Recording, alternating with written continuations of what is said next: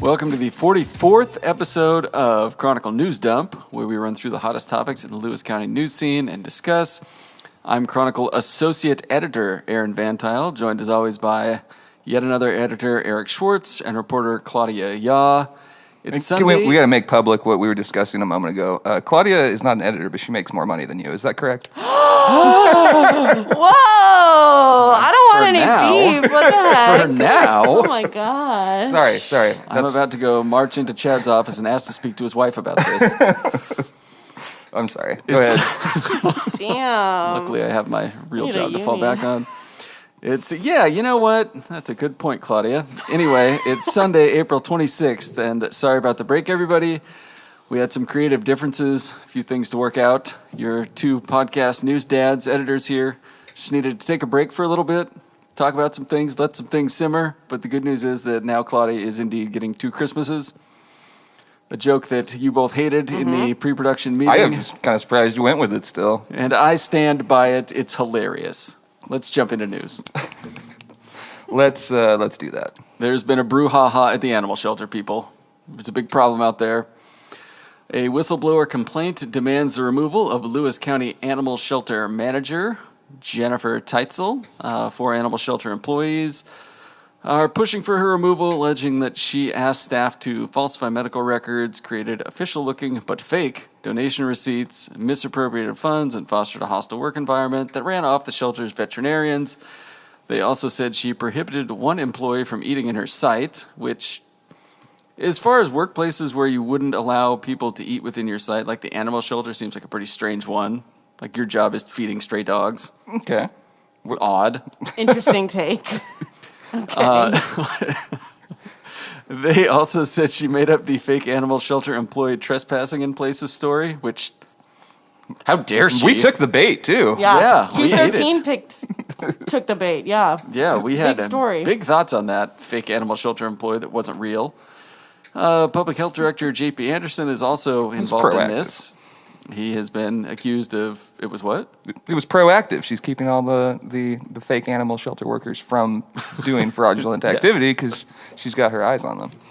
J.P. Anderson screamed an employee, allegedly, and placed 2 people on leave after their complaints. And the main story question here is, was she nice to the dogs?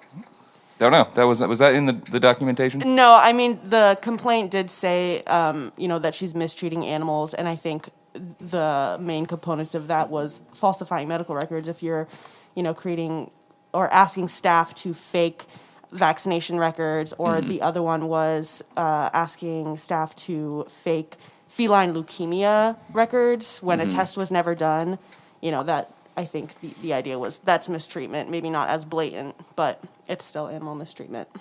And this is the case where we are only reporting one side of the story because the other side, being the county, the commissioners, refuse to speak. Yeah, they don't want to talk. It's a legal thing, so I think that's important. And we did have clarification as one of the people in the stories wrote us. Who was that? Yeah, so it was Dr. Giffey, Mark Giffey, who used to be the shelter's veterinarian of record. And so the complaint alleged that Jennifer Teitzel's behavior ran him off, and then he pulled his license. Dr. Giffey then reached out and said, that's not true. He actually retired years prior. He said he's never met Jennifer Teitzel. He did pull his veterinary license after he learned that the shelter was using it to place medication orders, despite the fact that he was gone and long retired. So he said that, yes, was inappropriate, and that was one allegation in the complaint. In the affidavits, but he said, no, I've never met her. It wasn't her behavior. I did have at least one commenter who claimed that this cute picture of a cat we used to share the story with paints the cat in a negative light that the cat did not deserve. Well, maybe it was the cat's fault. When was Pretty dramatic photo. Dude, it kind of looks like the cat is the whistleblower. You got the picture of the cat whistleblower complaint demands removal of Lewis County Animal Shelter. It was it's a very explosive. It was just a laundry list of allegations. There was a lot in there, which is why it was upsetting for me that the county wouldn't say anything, because there's so much in there, and you're right. We only get one side of it if no county officials talk. Yeah. I think it's always good to acknowledge that, because if you don't, people are just going to say, this is only one side of the story, Yeah. and so you got to put in there as much as you can that we tried to get them to talk, and they just wouldn't, and they might have good reasons for not talking at this point, or maybe they don't. I don't know. Yeah. I'm sure we'll hear more on it. Yeah, and they said, so the county's prosecuting attorney has been notified, and the county manager, Eric Martin, said that an investigation is ongoing. He wouldn't give me details about what that investigation looks like, but that's kind of the status of this complaint, as we understand it. And the animal shelter is now closed on Saturdays, I think, because of this. I'm not sure. We got a press release. Oh, what about all that food my kid donated for his birthday? Does he get it back? Jeez, just humble bragging over here. Yeah. Virtue signaling. Wasn't my idea. Went to that parenting class. All right, shall we move on? Do we have anything else to talk about at the animal shelter? I've got nothing else. I went up there and looked at animals like a year ago, and none of them were up to my standard. I'm just saying. Wow. Whoa! Just kidding. Come on. Harsh. My kids' standards, put it that way. They wanted all of them.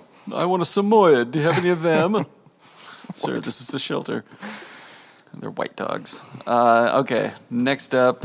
They kind of look like huskies, but they're like solid white. Oh, okay. I thought it was like a Girl Scout cookie. No, Okay. those are Samoans. Okay, go on. Next story, Lewis County to pay $210,000 settlement to former 911 dispatcher in domestic violence suit. So the county officials gave her schedule to her domestic abuser and allowed her abuser's friends into the facility and retaliated against her for seeking accommodations under the Domestic Violence Leave Act. L&I also found that Lewis County was not acting in good faith back in 2017 when it released hundreds of pages of information to her alleged abuser, who had made verbal public requests to the county. And the woman who is being paid out in this weighed in the comment section to say that her abuser is still on patrol with the Montesano Police Department. He's a former Lewis County officer. He'd been fired for not helping a domestic violence victim, among other things. And even with a domestic violence protection order against him, he skipped required weekly DV classes, violations of alcohol treatment assessments, among other things. And how do we feel about Lewis County's performance in this suit? I want to say, first off, this goes all the way back to former editor Natalie Johnson. She won an SPJ award, first place investigative, very tough one to get, for her coverage of the 911 center. And this wasn't the only problem back then, but it was the one that stood out the most as just like, what the hell? Yeah. Like, you gave the alleged abuser the schedule. And also, if I heard you correctly, they said verbal requests. Like, if we go ask for a verbal public records request, they're going to ask us verbally to go write it down and send it in to them through the proper procedure. Yeah. So it just doesn't sound like any of that happened. She deserves that money, I think. Yeah. I'm surprised it's so low, really. You thought it should be feels higher? like it should probably be higher, all things considered, in this case. There was some precedent set with that too. At least according to her attorney, I know he had mentioned that it was one of the first times that there had been a settlement due to a Domestic Violence Leave Act violation in the state of Washington. So there was that aspect of it as well. Yeah, and this is also interesting and tangentially related to a crosscut story that I believe we ran in Saturday's edition. Yeah. About a Centralia police officer who got his job back after arbitration for a handful of things that you should not be doing under any circumstances, but particularly when you are on duty as an officer. And former Centralia Police Chief Bob Berg was not happy about that. He was interviewed for the story, and it was pretty good. Yeah, and I don't think you have to skip saying the name of the officer. It's Centralia out there. Police Officer Phil Reynolds. We being the Chronicle, it was Stephanie Schendel, wrote a investigative series on him way back in like 2012, 2013. There's lots of taser-related issues. 44 seconds use of a taser. Of someone in the backseat of his Someone patrol in car. someone in the backseat of the car. And then I think the one that got him in real trouble was just not responding to calls for backup from other officers, which I gotta think that doesn't make you very popular in the precinct. No. Yeah. But I thought, I was surprised to see Bob Berg. He's pretty long retired now, I was impressed that he made himself available for the story. I guess if you think about it, he's the guy who tried to fire Officer Reynolds, and was not allowed to do so in arbitration. So that would be frustrating. I can imagine. You tried to fire me numerous times, and we're not allowed to due to my arbitration. Numerous times. All right, moving on to something a little less dicey. Jamie Herrera Butler has joined the opposition to Fish and Wildlife's proposed wildlife refuge. She wants business, not trees, not animals, not frogs, hopping or not. Jesus Christ. Especially not frogs. I really just liked, and yeah, JHB did send a statement. I think it was like 4 or 5 sentences. It was pretty short. Pretty short, but in opposition to it, joining the county. I know that's important to the county, but I just like these photos of Claudia and Jared's tour of the TransAlta area. Did you get to hang out with Cody Duncan finally? Yeah. It was like cool. this 3-hour tour of the whole land. It was super interesting. And yeah, I guess I didn't really have a great sense of exactly what coal mines looked like and how they operated. And so these photos are interesting. There's this one of this huge lake, and Cody was saying he started out at TransAlta as a miner. Mm-hmm. And so, he was able to point to the lake and say, 150 feet below that, I was mining coal decades ago. And just to see how much reclamation work has already been done was eye-opening. Yeah, it's changed wildly in just less than 20 years. When you and I started, Aaron, I think they were still offering the occasional tour of the mine and having reporters come out there and tour it as an operating facility. Before the mine closed down, I believe 2005. I think 2006 was the mine. Yeah. Mm-hmm. There was a talk, and Claudia got the answer for me on this, because there's supposed to be a big, giant solar panel complex out there, but I guess that ended up not happening, at least not yet. Yeah, it was at least postponed. The answer I got from a TransAlta spokesperson was that, the market isn't matured yet. There's not necessarily the demand yet. But when we were out there, I asked about it, and Cody was able to point out the slope where the panels would go on. And from his perspective, it's not entirely off the table. Yeah. What about it's a type of stuff that makes an editor wish he hadn't given it the whole front page when it came out as the state's largest solar panel facility. Whoever that editor is a real dummy. All right. Anything else on old man TransAlta? Still not dying and giving up his land to his fairest son. The picture of the coyote was really cool that Jared took. I like that. I was so upset. We were really hunting down these elk, and at the very end of the tour, we were like, okay, I guess we failed. And Jared's truck and my truck, we split off, and my truck came upon this herd of 15 elk on this slope, and we were radioing over to Jared, can you get over here? And he was not able to get any photos. I was so bummed out.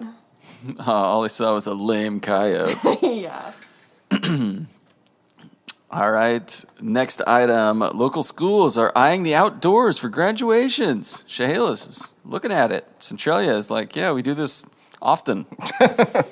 So Jeez. we're gonna be outside. That's our thing. Kind of how they do it if it's not raining. Yeah. That's true. I hadn't really thought of that because it's got input from I think 4 or 5 different local superintendents that are gym bound, but forgot the Centralia exception there. Yeah, that's just that's an Eric Rosane joint. Mm-hmm. Yeah, that's kind of par for the course for them. And really, if it's graduation's usually in June, you should be able to hold it outside without too much trouble. It's probably easier. Fingers crossed. You're not just stuffed in a hot gym with a bunch of strangers. Yeah. I don't think there's anything worse if you're a reporter at a newspaper, and I'm sure there are. But then getting graduation duty, I always despised it because you have to go sit at the graduation of kids you don't know for 4 hours. Yeah. It's awful when you're one of the kids graduating. That's what I was about to say. You It sit sucks when there. it's your graduation. They should just cancel graduations, Well, oh, wait, they did that last year. Never mind. Don't do that. I was into it. They canceled mine last summer, and I was like, sick. Great. You can just cancel covering them. Usually you just send a photographer, don't you? Yeah, when I was working in Montana, they wanted full coverage, and that's my horrifying experience. So rather work a really, really long shift in sports or something where I'm not even doing anything useful. Speaking of your time in Montana working for smaller newspapers, do you have any words of respect you'd like to issue for Dwayne Hagedorn? Is this a sports thing? No, he's the owner of the Hagedorn Corporation. They own Columbia Basin Herald, the Coeur d'Alene Press, and then a bunch of newspapers in Montana, including the one I worked at. And a bunch of resorts and stuff in Coeur d'Alene, I believe. Yeah, that's where his money went. I can tell you it wasn't to the newspapers. Just Oof. kidding. No, I enjoyed my time working for Hagedorn, but I never had the pleasure of meeting him. How's that? All right. I went to college with one of his grandkids. Oh, good. Yeah. Flex. Yes, a major flex. The finest liberal arts school in all of Idaho. The only? Anyway, do you have any other news stories you'd like to bring up before we move on to segments? I mean, not really. I'm sure you did a very poor job, and you won't let me bring up Lauren Culp running for Congress. So. We have him in the comments section. There's a great comment about him. All right. How about Toledo? Could soon be the home of the Timbers, Bigfoots, or River Runners. What do you think about that? I like River Runners. Bigfoot's cool too. How do you feel about zombies or aliens? Yeah. No. Also suggestions. That's just kind of like, I don't know. Like, what about vampires? Twilight was cool. Buzzkill over here. Yeah, that's not really, that's offensive to me, Aaron. I know. As a Forks native, your hometown's economy is based on vampire tourism. I think the Bigfoots, even though it's Wait, how it's did you pronounce grammatically Bigfoots? Well, you could just say the singular, the Bigfoot, the Toledo Bigfoot, which I think that would actually be kind of cool. Well, like somebody has one of the community colleges has Sasquatch as their mascot. Yeah, Spokane, one of the Spokane ones. Why don't you just make it the Toledo Squatch? I don't know. It sounds too much like squat. There was the part of the story also by Claudia where many of the comments submitted when the district reached out and asked for them were Indians, Yeah. Oh well. Yeah. which, as we know, is not acceptable. We didn't talk about that, but yeah, they've got to change it because the new law is passed. Has Inslee signed that yet? I mean, I'm sure he will, but A lot of stuff happened over the weekend, so I'm not sure. The legislature had passed it. Gotcha. And it had been delivered to Inslee's desk on like Thursday. I know people really don't want to change it, but it is a good opportunity. Most schools don't get the opportunity to pick something new. I would suggest they don't go the way of Grays Harbor College, the Chokers. Well, they relied on their logging past. Emily and I were so confused. We were like, we didn't know what the reference was and just thought it was super aggressive. Well, even with It's the choker setters. Exactly. Even knowing like it being a logging reference, it's like you could For a have sports team? done something different, you know? I The don't know. worst thing you could be at the end of a game. We like the Choker. chainsaws. Yeah, Pretty there's sick. a lot of other terms. Even Yeah. the Grace Harbor College logging trucks. How's that? Yeah, that's better. Chokers is basically calling yourself like the athletic pants shitters. It's it just the- doesn't Whoa! work. Setting chokers is just the low man in the operation. It's a tough job. It too. is tough and thankless. Yeah. Lose Their, digits. the caricature that they used though was pretty rad. Like the old ones, just this beefy boy, Yeah, I didn't even look it up. shredded, like shiny. What about the Toledo Cowlets? I think it would have the same issue as the Kalama Chinooks. I guess you're right there. Yeah, Well, like what imagery would they use with that? It'd be a I think river. it's- Oh, okay. Or the Toledo. Yeah, well, in that case, yeah, I guess. but no, you're right though. I hadn't thought about that. I tweeted about that story this weekend, and I guess I was tired because I was listing suggestions, and I put the Toledo River Rummers. Ooh, that wouldn't be bad though. That'd be Well, and cool. someone commented and was like, "Oh, that's totally on point." Oh yeah, and I was like, "Oh gosh, I'm sorry, that was a Sorry. typo. This was not meant to be a jab or anything." I'm going to skip ahead to the comments on this story. And my favorite one was, I even wonder if an American Indian was asked their opinion on this matter. It is just a bunch of liberalism run amok. Sad when the schools have to be forced to join the woke people. And it's worth pointing out, this is a bill that notable liberal snowflake Jim Walsh was in Yeah. favor of. Also sponsored by the legislature's only Native American member, testified in support by several tribal members, including Billy Frank Jr.'s son, so to say that this was thought up by fake woke white folks is just not correct. I give credit to like Rep. Joel McIntyre out in Grace Harbor County. He voted against it out of committee. but then came around to it, and by the time it came time to vote, and he said he didn't understand why people would be offended, and this was when we were talking on Let's Talk About It a couple weeks ago. He didn't understand, but when he talked to tribal officials, they were very clear, and he was like, after you have that talk, you don't have a whole lot of room in making your decision that doesn't say, I'm just going to disrespect what they're telling me and do it anyways. So, I don't know. I do think it helped that to have the first Native American lawmaker for the state proposing this. I think that's what resulted in the slam dunk. Yeah. And yeah, some of the concerns we heard the last time we talked about it, about like the apparently exorbitant cost of changing a mascot or something, are not really applicable. Like, it's not that hard. Also, in this bill is now a grant program. So if it does turn out to be hard, there you go. Yeah. All right, Tales from the Takes page. I haven't read Michael's latest column. If you'd like to pull that up, we can get to it in a moment. Oh, it's a hot one. Brian Mitke, of course, is up first. It's time to buy American. That was a good column. Yeah, it was. I like that he goes deeper than just talking about, the general buy American ideology, and he suggests a lot of local goods, some of which I did not know were produced locally. Like, you can get a mattress that's produced locally. Yeah. I would not have thought of that. And not just the kind of stuff you get at a farmer's market, like arugula or a wooden live, laugh, love sign like Schwartz you have hanging in your office. I do. Right next to Faith. Yes. And you hung the big family sign over the conference room. Yep. Table, I love that. Everybody love everybody. Bless this home. Yeah. No, and I think a lot of this comes from his job. He works for the Association of Washington Business, and he's always very reluctant to mix the two worlds. He even asked permission to write this column, and which I think is a stand-up guy kind of thing. I don't think many people would even think about that. And they had done tours, I think, last year of locally made things, and they stopped by Churchill Gloves, which continues to astound people when they hear the history of that place and how long it's been around. It's pretty incredible, and just like how popular their gloves are, like in places like Japan, for instance. So yeah, no, it was good. I'd give him column of the week this week, I think. I can just imagine like Mitke on a tour of local producers of goods, just like asking so many questions everywhere and just loving every second of it. That sounds like something he would just absolutely adore. Yeah, I'm glad he got to do that. He'd have a great time. You're telling me you make gloves here? And Richard Stride had a column. Dr. Richard Stride, just be and let be for a healthy mindset. You know what? Good advice.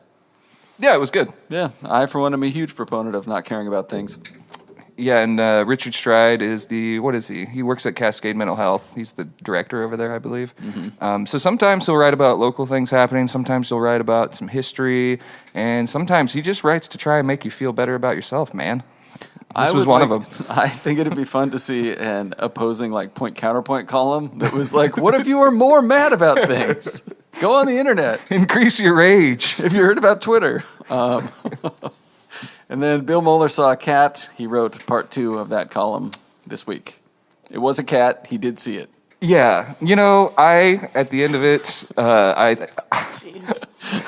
it, I found myself like I had gone through a journey. And it's like watching Lord of the Rings Extended Edition, Aaron. It's it was really good. But what was funny is, so at the end of it, a woman takes a cat, the cat that he found in his garden that was wearing a harness that came into his house. So I kind of thought he might have stole the cat. I didn't tell Bill this. Well, maybe he just forgot he had a cat. No, he has another cat. They got along just fine. You should have read the column. Then you would have known all of this. It's true. So, anyways, the cat comes back, and anyways, they shipped it up to Seattle, and he told me that it was about to be adopted, or had been adopted on Friday, and then he messaged back, not quite yet. He has an injured toe, so they're getting the injured toe fixed, and then he will be out for adoption. Wait, so was he sure that it was a lost cat, or did he just take it? That is a question for columnist Bill Moeller, because my reading of this tale is he took a cat and shipped it to Seattle. I think he might have taken a cat. There's a possibility. But the cat came back the second time without the harness, is what makes me think he did have an owner. What if it was just a different cat? But he said it was the largest cat he had ever seen in his life, short of a lion. Someone's out there missing their cat. Their massive cat. Yeah. But yeah, that's a unique Moeller, change up down the middle. Yeah, he just, yep. We joked about that, like him seeing the cat the first time. He's like, I can get 2 weeks out of this. I know. He's a joy. We get more handwritten mail for Bill than we do any other columnist. I know people enjoy his stuff, and he takes them back in time, and so Bill's great. I liked his column about cigarettes. Like, remember cigarettes? That What one a was time. pretty good. That one was pretty good. Do you want to go over? Do you have Michael's column there? Yeah, What's Michael, up to? and we have already discussed this because it came up because it's such an interesting tale. But his headline is "Through the Fire of Life, Tenino Mayor proves he is the right solution." The Wayne Fournier column. Yeah, he wrote about in defense of Wayne Fournier, but he also restated every one of his missteps, so it's not really doing him a favor. He went back down all of the storied tales of former Mayor Eric Strawn, which we went through those. You can read about him. Just search Eric Strawn, Cronline. So good. And then does the same for Fournier. So it's just a listing of sins, really. And then he gets to the end and he's like, I believe Fournier is a good man and a good mayor, but like many of us, we can all use life lessons to improve our lot as we move through life. So Fournier messaged me after he read this, by the way, and just said, awesome, and that was it. And then made a joke about if you say Strawn's name 3 times, he'll reappear. So. Hey, man. I always enjoy news out of Tenino just because it's so...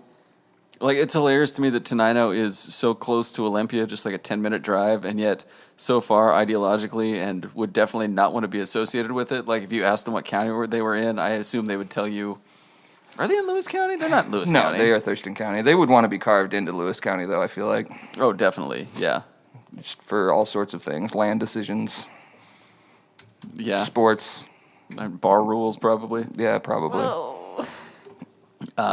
No, Tenino is always fun. People's Champion of the Week, you have Bob Berg down. Yeah, I thought it was nice of Bob Berg to take the time and come out as a former police officer, even though that occupation is under a ton of scrutiny, and defend the idea that yes, there are some cops that should not be cops, and we've tried to get rid of them, and they keep coming back. So. Mm-hmm.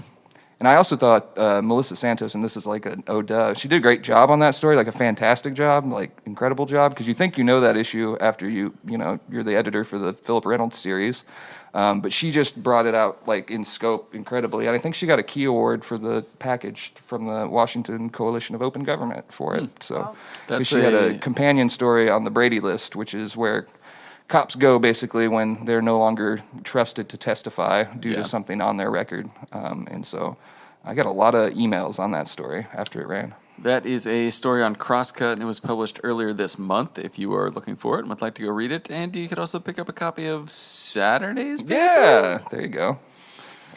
Yeah, Crosscut lets other media outlets all publish their stuff now because they're grant funded, and so I can't. Their journalism is fantastic. So Yeah. Shall we dip into the Sirens Banger of the Week? I didn't even look what you had. I'm kind of horrified as usual. Centralia man charged for attempted extortion of Centralia police officer.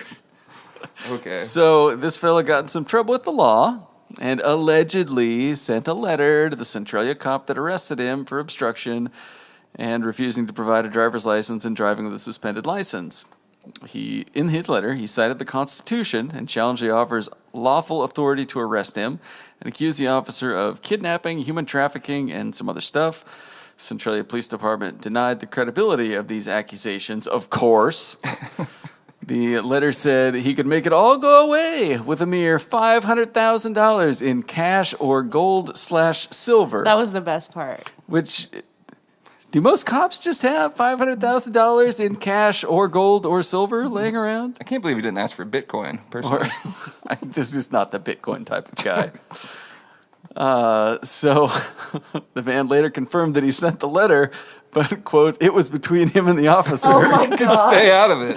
And said, quote, he was looking for equitable relief for what happened. Jeez. Yeah, what a tale. $500,000 and I'll make this all go away. Me and the cop. Stay out of this, police. This is between me and the other police. Anyway, that was our Sirens Banger of the Week. Thoughts? It was okay. That was a good one. I want more information. I want to know what he was really accusing the cop of to think that he had enough clout to extort him. Right. I didn't check to see if the letter was delivered to the cop at work or at home or where. I feel like that would, like, if he slipped it under his door and like knocked and ran away, that would make it a little bit better. Anyway, Carrier pigeon. Facebook comments of the week. You guys ready? Never am. These make me so mad. So on the animal shelter situation, the comment says, "Wow, so this is how rumors are started and circulated and overblown. Careful, it could be you next." This is not how rumors are started. This is just It's a whistleblower complaint. Yeah. This is how like changes are started. Yeah. Also, this wasn't some like gossip, document. This was 4 employees with their attorneys names are on a letter. involved. Yeah, affidavits and a formal complaint. It's not how rumors work at all. If you're really close to the manager, though, I'm sure you're hearing a 100% different story. Totally. So I could get why somebody would be like, "This is total BS," but it's what we have. Yeah. We did not get a statement from the accused, unfortunately. Former gubernatorial candidate Lauren Culp is running against Dan Newhouse for Senate, Congress. The comment says, "Sad sack of hot mayonnaise just won't shut up." It's just harsh. That's an image. Yeah. Yep. Like the Stay Puft Man, but he's, jigglier. On No, I'm fine. I'm not interjecting. These are your opinions. It's fine. there was a story on. No, go ahead. No, Go no. ahead. You wanted to bring it up. No, I'm not going to. I'm just, I'm excited, and I know you guys are, for the election cycle that's going to last the next 25 years. Yeah, can't wait. Yeah. Story on Jay Inslee worrying over vaccine hesitancy and a fourth wave may be coming. Comments were worried he's not going to get his cut cash from the vaccine companies if everybody doesn't get in there and do as he says. The vaccine companies, are they offering It's kickbacks? a known fact, Aaron, that for every vaccine that gets administered, Jay Inslee gets $1.65. And a small kiss on the forehead. And he spends it on apples with worms. Yes. Larva. Comment, so when are we going to talk about the child abuse from these children being forced to comply and wear masks all day at school? And then, these aren't even true vaccines. This is getting ridiculous. All these lies over experimental gene therapy. Shame on these politicians and the news media. I'm a little jealous of the anti-vaxxer crowd just because I'm not sure of anything. Like, I'm almost never. I just don't have that confidence. And they have so much confidence in their own knowledge of medicine that they can just spew it and everybody else is an idiot. And, man. Well, it's crazy. Like they are more qualified than millions of doctors. It's true. It's You know, wild it's crazy. to me. It's Yeah. crazy. It's not unlike watching a baseball or basketball game and you see somebody screw Yeah, up in the you're field right. and you're like, You're right. you morons! Yeah, I like- could have done that. Everyone at the bar during Seahawks games is just like, run to the left. Yeah, Pete Carroll's an idiot. It's good, yeah. Jim Walsh introduces legislation that all new taxes would be approved by voters. Somebody says this is just more political theater. I believe I had trademarked that in regard to Jim Walsh.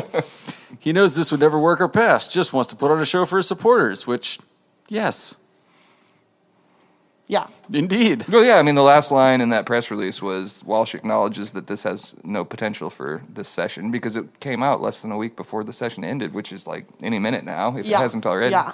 And the next comment was, it's called standing up to these socialist/communist policies. I back any politician trying to save our country. Don't be a sheep, do your research, and educate yourself. Of course, this legislation would essentially mean that legislators were no longer necessary. Would bring back your idea for an app that everybody has to run the Yes, state. it's a great countries, idea. cities. Just, Yeah, just get in. It's just like American Idol. I think that's a mob rule. I think is a fantastic idea. Yeah, it worked for Kelly Clarkson. It could work for us, too. Hey, look, Walsh isn't the only guy that's being a bit theatrical up there too. But Oh, no, there's plenty of theatrics But- from those clowns in Olympia. he seems to be ending this session with a little more than usual. Yeah, well, maybe he's got his sights set on higher office. Could I be. think when you end any presser or any press release with, "Oh, BT Dubs, there's no chance of this passing." But he It's also like, said he hopes it gets momentum. Because what was the other bill? He had one other bill that he noted as well. It was the no vaccine passports, Right. prohibition of vax passports. And one last series of comments on Jamie Herrera Butler joining the opposition to the Wildlife Refuge in Centralia. Why not develop the empty space, including old empty buildings that we are already wasting? Why not use some of the already vacant land and empty buildings? All for the Wildlife Refuge. Can we put Jamie in it? Oh, man. Jeez. Herrera Butler cannot win for losing these days because anything she does is going to be seen as a reaction to her impeachment vote, which I don't know how long the shelf life on that is. True. It's probably all the way up till the election. But so didn't the Colombian run that story about campaign contributions, and it looked like her vote ended up really helping her, and it was the most contribution she's raked in. I think I remember it being 5 times more than she has collected in the first quarter before, and everybody else was kind of in the dust. So I think Heidi St. John was out for her. High enough. I mean, you never know though. That's money, people's votes. I wonder because we talked about Lauren Culp, and Newhouse was another one that voted in favor of impeachment, and so that's going to be about all we hear about when those elections come up. Yeah, that's gonna be the issue. It doesn't really matter what else happens. That's my opinion. Yeah. All right. Anything big you want to talk about coming in Tuesday's paper? No, I will say that the size of our physical newspapers is going to be getting a little larger. It's not going to be consistent every single edition right away, but our Saturday, thicker, you mean? Yeah, Saturday we were back to 3 sections. To Sports got its own section again. We got it out of the A, more room for sports. So that was good, and I'm excited about that. For Tuesday we have a great story from Claudia, another one on.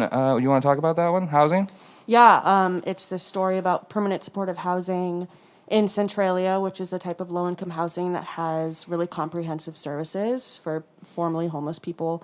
And there is a proposed project by Reliable Enterprises that is facing a lot of pushback from local officials at the city level, not necessarily at the county level, but yeah, it all comes down to this kind of technical parking ordinance.